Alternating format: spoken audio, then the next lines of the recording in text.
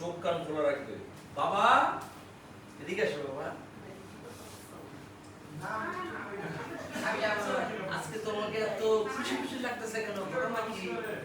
বাবা এই কিছু বুঝি যায় বলো। বিষয়টা কি বলবো?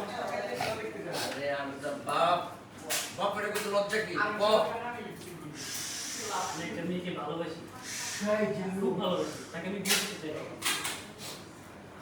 তোরা শুনছস ওই কি কয়?